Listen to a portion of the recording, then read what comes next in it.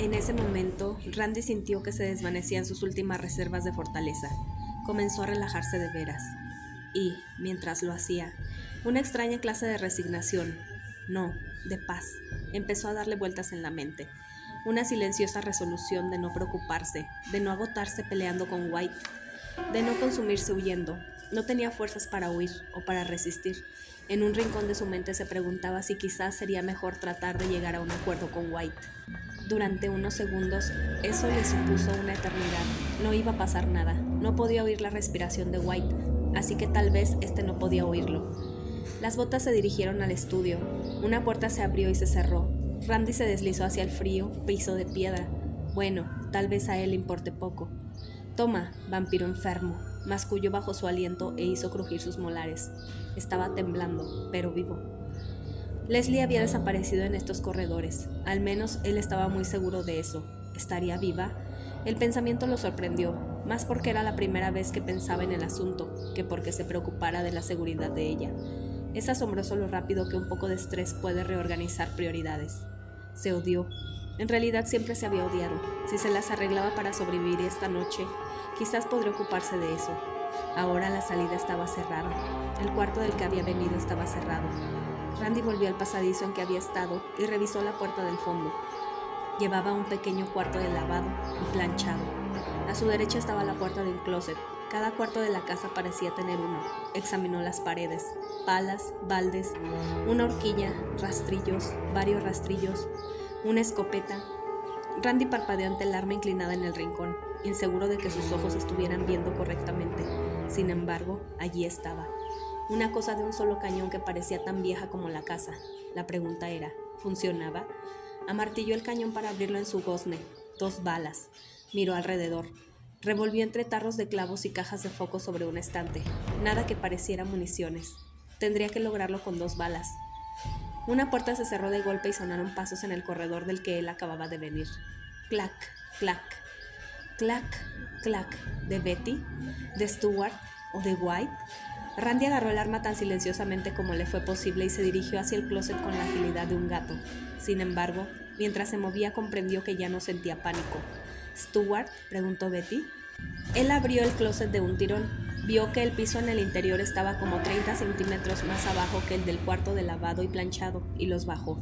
Estaba asustado, seguro, pero ya había llegado hasta aquí. Cerró la puerta, pensando que donde había entrado no era en absoluto un closet. Randy dio la vuelta en el espacio. No era un closet, ni nada parecido. Estaba en una especie de oscuro túnel de concreto. Iba desde la puerta a la derecha y a la izquierda. ¿Crees que llegaron al túnel? Quizás debería reconsiderar el asunto. Una rendija débilmente iluminada marcaba el contorno de la puerta del cuarto de lavado y planchado, pero Betty estaba en alguna parte al otro lado. Se vio de nuevo frente al túnel.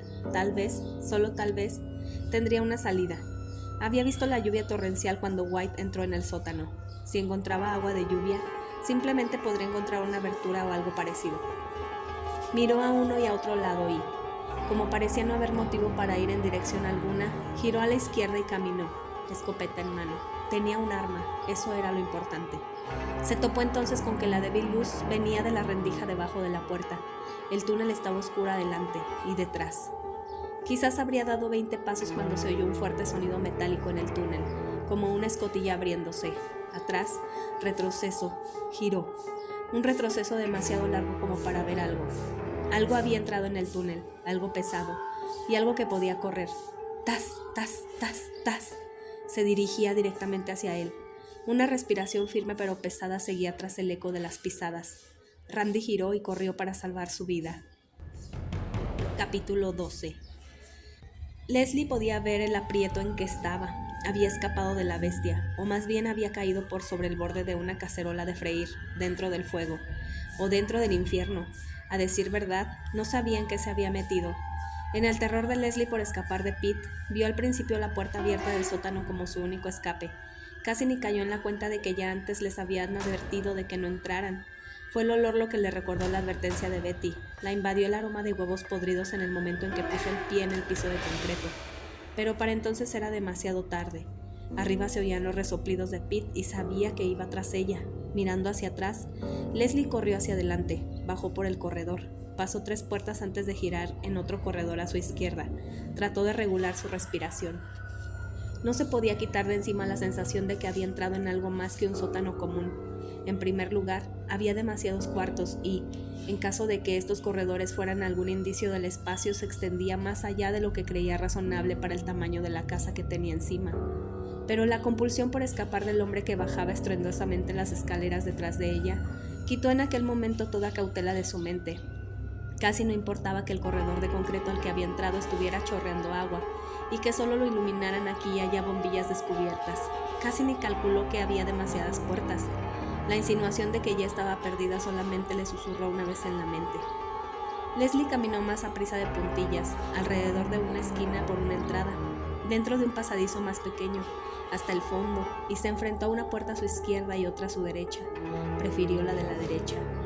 Entró al cuarto sin evaluarlo, cerró la puerta detrás de ella y la trancó, convencida de que la cerradura no se podía abrir por el otro lado, pero estaba demasiado nerviosa para abrir la puerta y asegurarse. Leslie se dio la vuelta y observó el cuarto en que había entrado. Su respiración se detuvo casi de inmediato, no por el miedo, no por la impresión, no porque su cuerpo estuviera sufriendo un ataque cardíaco. Su corazón comenzó a latir aceleradamente. Ella había estado aquí, podía jurarlo. No se trataba de un cuarto cualquiera. Esa sensación de haber estado aquí antes la invadió de manera tan fuerte que no la podía separar de la realidad. Leslie se paró en una gruesa alfombra turca. Morado y anaranjado fueron los primeros colores que vio, pero rápidamente se les unió un sorprendente despliegue de colores inverosímiles para un cuarto sin ventanas, enclavado en el rincón de un laberinto en un sótano. Colores brillantes, verde, azul y rojo. Pero no fueron los colores lo que la atrajeron. En este cuarto había un orden que halló tranquilizador, casi seguro, porque casi podía borrarle lo pasado. Era como enfrentar a un monstruo conocido y saber que, haga lo que haga, serás mejor que él y escaparás con vida. Así que en realidad estarás segura, incluso tendrás el control. Este cuarto la envalentonó. Leslie había estado aquí antes y se había escapado de cualquier horror que transmitiera la historia. Este cuarto era la razón de que hubiera decidido estudiar psicología. Su fascinación por la mente humana comenzó con su propia necesidad de comprender cómo ella podría sufrir lo que había sufrido de joven y superarlo todo, como habían hecho millones de otras mujeres. Situada contra la pared principal había una cama matrimonial con un dosel destrozado de terciopelo rojo, cortinas en el otro lado, encima un grueso edredón de color azul lavanda con no menos de una docena de huecos roídos por las ratas. Leslie caminó hacia adelante y puso la mano sobre el edredón, una obra de retazos de terciopelo satinado. No era un mero producto de su imaginación. Estaba aquí, en una habitación al fondo de un laberinto de pasadizos, enfrentada con un terror tan grande que le estaba haciendo alucinar. Franjas de tela roja, violeta y azul colgaban del techo para ocultar el mohoso concreto, el cual aún se veía en algunos espacios. Detrás de la tela, el cuarto estaba iluminado por sucesiones de luces blancas como las navideñas, un intento de alguien por aclarar el ambiente. Había un tocador blanco con un espejo, de aquellos en los que se destaca el color rosado, propio de la habitación de una niña en un cuento de hadas. En realidad era muy parecido al tocador de su propio cuarto cuando tenía 9 años. Las paredes estaban abarrotadas de retratos pintados, espejos, platos de porcelana, candelabros, muchos candelabros, varias docenas de velas. Una enorme estrella de 5 puntas pintada en la pared entre 2 de los candelabros. No la sorprendió. La otra característica que sobresalió para Leslie en su primer examen de la habitación fueron las 2 máquinas de juegos electrónicos al otro lado del tocador. Una era una máquina Batman, la otra era una máquina Barbie. Al lado de ellas, pegado a la pared, había un enorme tablero redondo de dardos que giraba sobre un eje, como los que se usaban en exhibiciones de lanzamiento de cuchillos.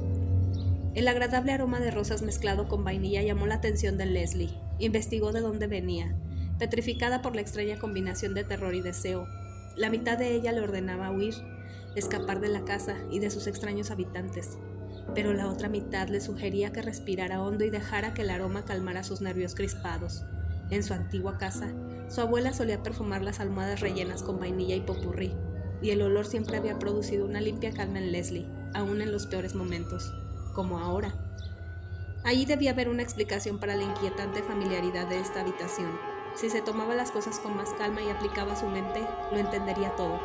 Siempre se había dicho eso y siempre funcionaba. Leslie caminó hasta el tocador y se concentró en el olorcillo de un tazón de popurrí. El acre aroma de lavanda y vainilla penetró profundamente en sus fosas nasales. No más rosas. Cerró los ojos y exhaló lentamente. La emoción aumentó y por un momento creyó que iba a llorar. Tragó con dificultad, melancolía. Un leve temblor le llegó a la boca y se mordió el labio. Piensa, Leslie, piensa. Estás permitiendo que la emoción dirija tu mente. Estaba allí por una razón, ¿no? Es posible que 4 viajeros nunca pudieran encontrar la manera de entrar en una casa tan extraña sin que los condujera alguna detallada intriga. Sea quien sea este asesino apostado, no era de la clase de Jason con un machete. Era un pensador más profundo, mucho más profundo. Otro aroma se mezcló con la vainilla y Leslie abrió los ojos. Había un tazón de crema al lado de una vela. Sin pensar, encendió la vela con unos fósforos que había a un lado. La crema la atrajo, levantó el tazón y lo olió. No era una crema fresca, pudín de vainilla con un poco de caramelo. De nuevo sin pensar. Leslie metió un dedo en la crema y se lo puso en los labios. El dulce sabor de pudín de caramelo era inconfundible. Ahora, de modo impulsivo, metió 4 dedos dentro del tazón, sacó un puñado del pudín y se lo metió en la boca. Una gotita cayó en el seno de su blusa roja. Lo agarró con el dedo y también se lo comió. Durante breves instantes le horrorizó comprender lo que había hecho. Era algo inexcusablemente irracional. Y entre todas las personas, ¿por qué a ella, que tenía tal control, que caminaba en lo alto de la razón y la lógica de manera que su mundo tuviera sentido, se le había ocurrido comer ahora de un tazón en el dormitorio de un extraño? Tendría que estar vomitando y buscando una salida. En vez de eso, gimió, con los dedos metidos en la boca, como una niña que se roba algo rico del refrigerador 1 hora antes de cenar, cuando sabe muy bien que su madre lo reprobaría. Sin embargo, era tan fuerte el aroma de pudín de caramelo y tan dulce el sabor prohibido que había que ser transigente con reglas así, en particular cuando el resto de su vida era un infierno. Leslie se quedó inmóvil, con los dedos en la boca. En su confusa mente entró la claridad del aprieto en que se hallaba. Ella era una mujer adulta de casi 30 años, no una adolescente robando pudín a hurtadillas antes de cenar. Peor aún, era una mujer hecha y derecha en un sótano que pertenecía a Pete. La puerta del closet se abrió detrás de Leslie. Dejó caer el tazón sobre el tocador y giró, lanzando un grito ahogado. Pete se quedó parado en la entrada, con los ojos fijos en Leslie, que tenía pudín en los labios y en los dedos. Él le miró la boca y los dedos y el tazón que tenía detrás, pero no sonrió. No mostró una sonrisa de malvada intención, no se acercó a ella por la fuerza. Solo la miraba como un venado ante los faros. El tiempo pareció detenerse. Mi habitación, expresó finalmente Pete, con la voz hendida de orgullo. Soltó la puerta del closet y entró. El cuarto de Pete. ¿Te gusta mi habitación?, preguntó el gigante como un niño curioso. Leslie enfrentaba una decisión crítica. ¿Le seguía el juego o le escupía en la cara? Dirigió una larga mirada a la puerta cerrada al lado derecho de Pete y una larga mirada a él, que esperaba una respuesta, pero estaba viva. Además, toda su vida había permanecido viva por jugar con inteligencia, por seguir el juego de los demás. Hoy era solo otro día en el juego, aunque en este particular parecía jugarse mucho más de lo habitual. La mente sobre la materia. La existencia consistía en ganar y perder en la mente. Fin de la historia. De modo que ella enfrentaba aquí a un hombre que era su oponente más en la mente que en el cuerpo, y en los dos, ella tenía la mente más fuerte. Sí, contestó ella. Sí, Pete, me gusta tu habitación. Pete se iluminó como el sol. Corrió hacia la cama y enderezó el cubrecama. Recogió una vela que se había caído al piso y la reinsertó afanosamente en su sitio. Todo esto mientras mantenía la mirada fija en ella. Cuando terminó se agarró las manos detrás de la espalda como si dijera: «Vamos, ahora está perfecto». «Tenemos que estar en silencio», dijo él, revoloteando los ojos hacia la puerta. «Mamá nos oirá. Ella no debe venir aquí». La vela que Pete acababa de poner en su sitio perdió el equilibrio y cayó, rodando por el tocador, y fue a parar en el suelo. Él pareció no notarlo. Sus ojos estaban fijos en ella de manera particular. En ese momento se le ocurrió a Leslie que en realidad no se sentía amenazada por él. No era más que un niño demasiado grande. Luego recordó dónde estaba y le volvió el temor. Una nueva clase de miedo motivado más por lo que había fuera de este cuarto que por Pete. Una imagen de Stuart se deslizó en su mente. Él parecía inclinado a darle al asesino un cadáver. Betty podía ser la mejor esperanza para la supervivencia de Leslie. ¿Estaban aún vivos los demás? ¿O heridos en el depósito de carnes? Leslie se imaginó a Jack entrando de golpe por la puerta con una escopeta. ¿Jack? Sí, por supuesto, Jack. Randy no tiene suficiente firmeza de carácter para salvar a nadie, hasta él lo sabe. Ella lo usaba a él como él a ella, pero en un momento como este Randy era inútil. Jack sintió que Jack era un animal totalmente distinto. El pensamiento la sorprendió. ¿Acaso deseaba que Jack entrara de repente y le metiera una bala a Pete en el cráneo? Sí, pensó, eso quería. Una bala por esa frente, sin importar la clase de víctima que podría ser el mismo Pete. Parecía el final adecuado para este juego mental en que ella nunca había querido participar. Pero, aparte de eso, tenía que jugar con inteligencia, manipular. Millones de años de evolución habían convertido la mente humana en un asombroso instrumento recursivo de supervivencia, capaz de mucho más de lo que exigía la vida común. Había leído montones de casos que demostraban esta realidad y ahora ella se convertiría en uno de los casos. Me gusta mucho tu habitación. Mucho, contestó Leslie, sonriendo y agarrándose las manos en la espalda para corresponder a la postura de él. Pete se sonrojó. Se sentó con cuidado en un sillón reclinable muy abollonado. Se inclinó hacia adelante y la miró como si no estuviera seguro de qué hacer con su pesca. Leslie demostró interés examinando más de cerca el cuarto, tocando las velas, palpando la colcha, oliendo un poco los demás tazones de cerámica llenos de popurrí. Podía sentir la mirada de él, adorándola, pero de modo amenazador. Ella habría esperado que el terror le inundara la mente en un momento como este, pero no fue así. Se dijo a sí misma que estaba por encima de eso. Ser objeto de una adoración tan pura y quizás hasta inocente le pareció interesante en cierto sentido, aún en este sombrío rincón del infierno. Tal vez precisamente ahora, en este sombrío rincón del infierno, fuera donde la más leve concesión de sufrimiento apareciera como un faro brillante de esperanza. El aroma del azufre parecía haberse disipado un poco. Quizás se debía al popurrí. ¿Dónde conseguiste el popurrí?, preguntó ella. Una extraña primera pregunta de una cautiva, pero una pregunta inteligente.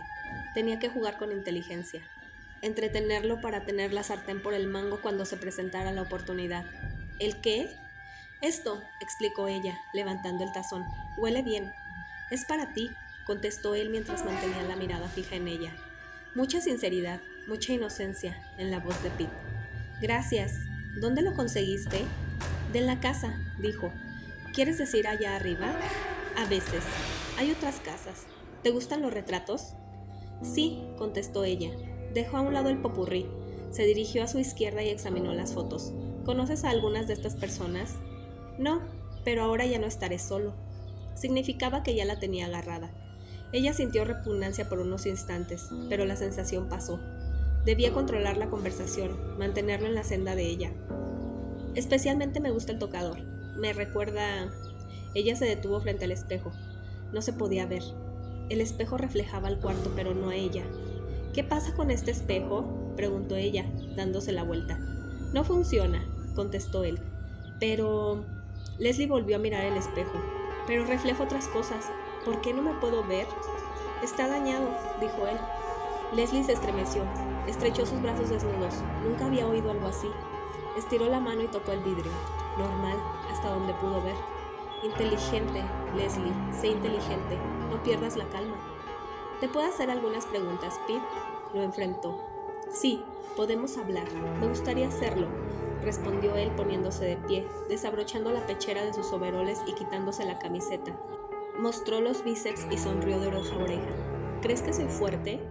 El alarde musculoso del gigante la desconcertó tanto que no le contestó. La sonrisa de él se desvaneció. Ella se sorprendió exteriorizando disgusto. Sí, contestó al fin. Sí, eres muy fuerte.